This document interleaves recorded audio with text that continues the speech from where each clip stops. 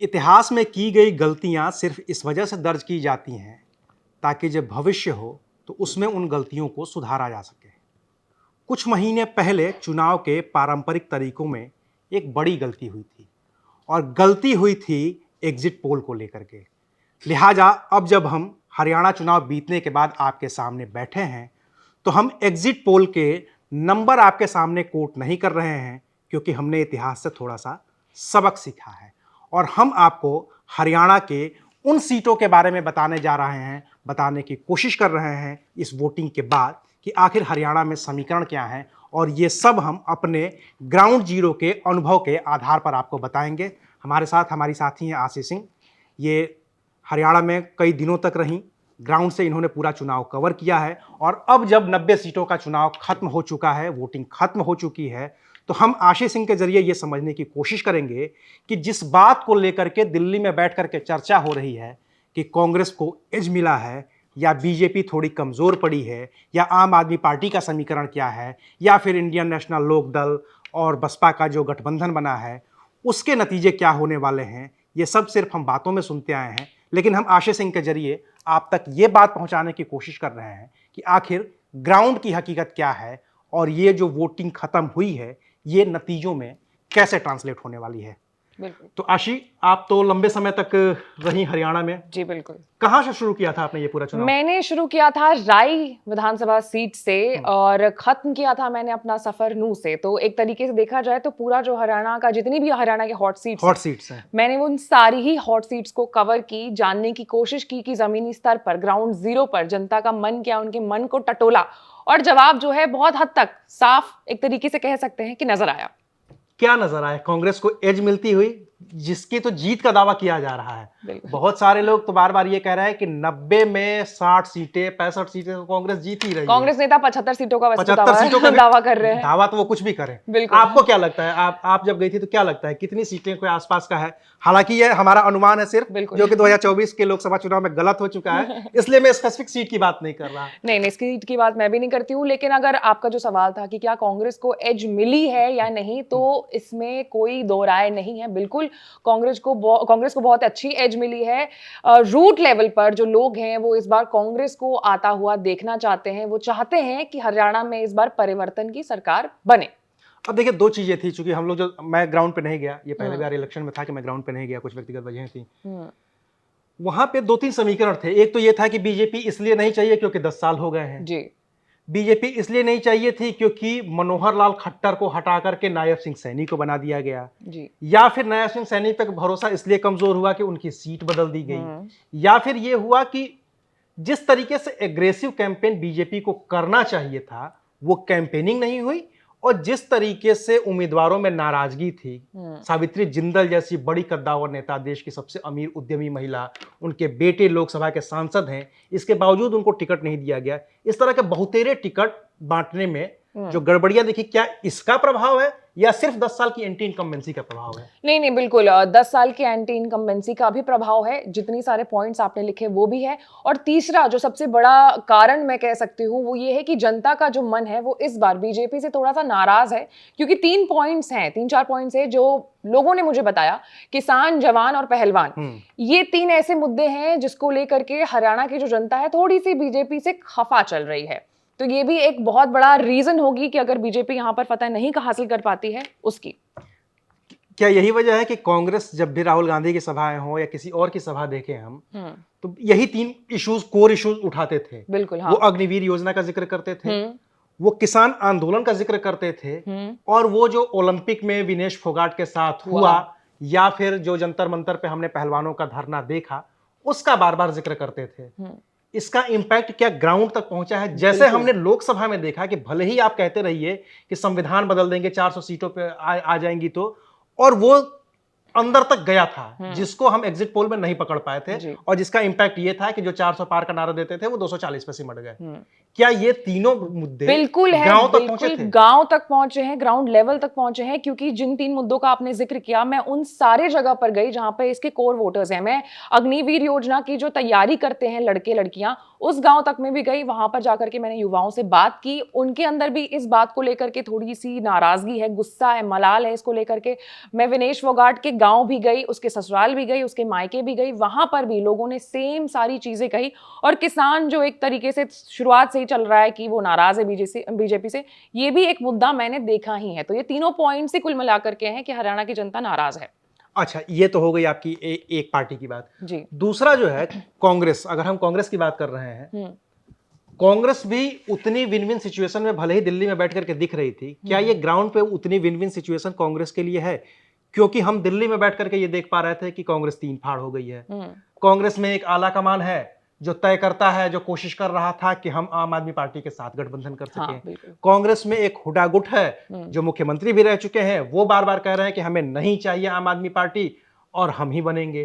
कुमारी शैलजा का गुट है, वो अलग गुट है, जो बार बार ये कह रहे थे कि कुमारी शैलजा ने एक अलग पद यात्रा निकाल दी, प्रदेश अध्यक्ष ने एक अलग पद यात्रा निकाल दी, दीपेंद्र हुडा ने एक अलग पद यात्रा निकाल दी।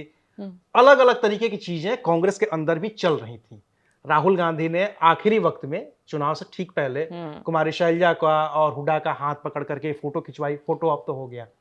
ये ग्राउंड में भी था क्या? नहीं, ये ग्राउंड में बिल्कुल भी नहीं है, क्योंकि मुझे लगता है कि जनता को पार्टी के अंदर क्या चल रहा है उससे ज्यादा मुझे लेना देना खास लगा नहीं। उनको बस अपने प्रॉब्लम्स दिख रहे थे। उनको ये दिख रहा था कि उनके बूथ पर कौन सा कैंडिडेट खड़ा है, वो कैंडिडेट उनके लिए क्या करेगा, उनको क्या वादे किए गए हैं उस कैंडिडेट से। तो जनता सिर्फ इस चीज के लिए ही ज्यादा मुझे लगता है एक्साइटेड और ज्यादा इस तरफ ही इंक्लाइंड दिखी।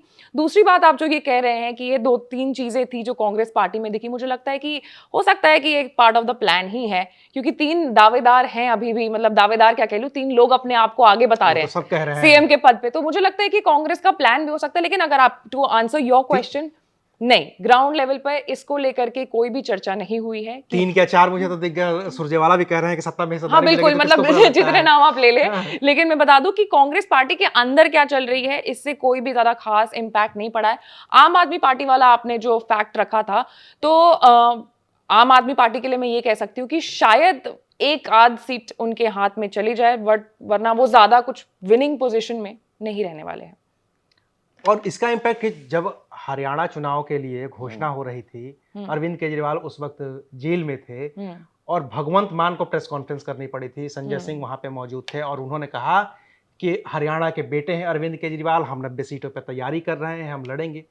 इसमें 2-3 चीजें असर दिख रही हैं कि क्या अरविंद केजरीवाल जेल से देर से बाहर निकले, इस वजह से भी हरियाणा में आम आदमी पार्टी का कैंपेन कमजोर रहा। मनीष सिसोदिया अंदर रहे, संजय सिंह को अंदर रहना पड़ा और बाकी की जो पूरी लीडरशिप है, इन तीनों के न रहने की, इनकी गैर मौजूदगी में वही सब करती रह गई, संभालने की कोशिश दिल्ली को ही करती रह गई। हरियाणा में इनका विस्तार नहीं हो पाया। और ये बात सच्चाई भी है, क्योंकि जब भी मैं ग्राउंड लेवल पर थी, मैं उन सीट्स पर भी गई थी जहां पर आम आदमी पार्टी लड़ रही है, तो मुझे कुछ खास वहां पर लोगों में आम आदमी पार्टी को लेकर के एक्साइटमेंट नहीं दिखा। मुझे उतना चुनाव प्रचार नहीं दिखा। लोगों में जागरूकता की भी एक तरीके से कमी थी, क्योंकि वो सिर्फ 2 पार्टी जान रहे थे, एक बीजेपी और दूसरा कांग्रेस। वो नहीं जान रहे थे कि आम आदमी पार्टी से उनके यहाँ कौन खड़ा हुआ है। तो शायद ये जो बातें आपने कही, केजरीवाल साहब का बाहर ना निकलना जेल से, चुनाव प्रचार में कमी हुई, तो शायद ये एक कारण है हरियाणा में। अच्छा, एक पार्टी और रह जा रही है जिसका इंपैक्ट, एक क्या 2 पार्टियां हैं बल्कि परिवार की पार्टियां हैं, अलग अलग हो गई हैं, ये अलग बात है। इंडियन नेशनल लोकदल, ओम प्रकाश चौटाला हरियाणा के कभी सबसे बड़े कद्दावर नेता हुआ करते थे, और उसके बाद उनकी वजह से माहम में कितनी उपचुनाव में हिंसा हुई थी, ये पूरी दुनिया जानती है कि कैसे चौधरी देवीलाल जब प्रधानमंत्री बने, उप प्रधानमंत्री बने, और उसके बाद उन्होंने मुख्यमंत्री बनाने के लिए माहम में क्या किया, वो सबने देखा है। अब क्या है स्थिति कि इंडियन नेशनल लोकदल को उत्तर प्रदेश की एक पार्टी बहुजन समाज पार्टी से गठबंधन करके चुनाव लड़ना पड़ रहा है, और ये कह रहे हैं कि 90 में से 20 सीटें तो जीत करके हम किंग मेकर बन जाएंगे। जो किंग था वो किंग मेकर की भूमिका में आ गया है, एक्टिव पॉलिटिशियन किंग मेकर की भूमिका में आया है। एक तो ये इसका इंपैक्ट, और दूसरा जो उप मुख्यमंत्री हुआ करते थे दुष्यंत चौटाला, जननायक जनता पार्टी, 2019 का चुनाव भाजपा और जजपा ने अलग मिलकर लड़ा, बाद में जरूरत पड़ी तो दोनों साथ आ गए, मिल गए। इस तरह का ग्राउंड पे दिख रहा था क्या कभी कि इस बार भी अगर किसी को कमी होती है और अगर दुष्यंत चौटाला वो पिछला करिश्मा थोड़ा बहुत दोहरा पाते हैं तो कुछ जाएंगे क्या? मुझे लग रहा है वोटों का इस बार बंटवारा हो जाएगा साफ तौर पर, क्योंकि चाचा बीएसपी के साथ और जूनियर चौटाला जो हैं वो चंद्रशेखर के साथ हाँ, इस बार ये अलग तरीके का जो कोलैबोरेशन है, मैं इसको कोलैबोरेशन ही शुरुआत से हरियाणा इलेक्शंस में कोट कर रही हूँ, क्योंकि हरियाणा का लड़का इधर, यूपी का लड़का उधर, ये साथ मिल करके आए हैं, तो मुझे लगता है वोटों का बंटवारा हो सकता है इन दोनों पार्टियों के कारण, इन चारों पार्टियों के कारण एक्चुअली। बाकी तो सीटें देखिए 90-90 थी, लेकिन कांग्रेस भी 89 सीटों पे ही लड़ी है, एक सीट सीपीआई के लिए छोड़ दी। और बीजेपी ने भी बड़ा इंटरेस्टिंग काम किया है कि वो भी 89 सीटों पर ही लड़ी है, और एक सीट जो छोड़ी है सिरसा की, वो है गोपाल कांडा। बिल्कुल। और गोपाल कांडा को लेकर के कितनी बातें हुई हैं, क्या है इतिहास, आप सब जानते हैं।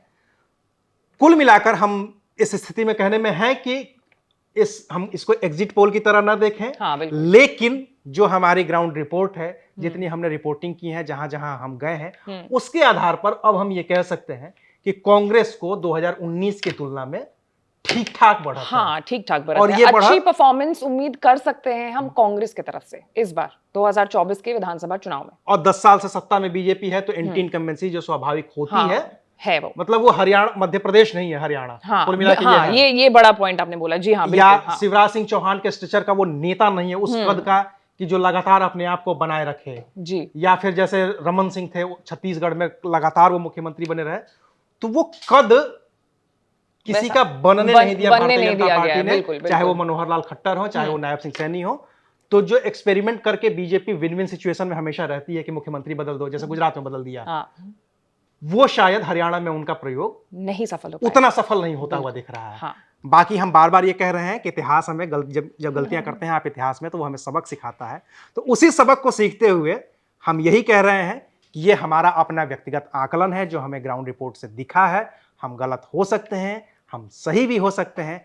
आखिरी नतीजे जो होंगे वो 8 तारीख को आएंगे। 8 तारीख को हम शाम को फिर बैठ करके बात करेंगे और फिर तब बताएंगे कि स्थितियां कितनी हमारे पक्ष में रही हैं, यानी कि हमारे आकलन के पक्ष में रही हैं, और कितनी उनके जो सो कॉल्ड बहुत बड़े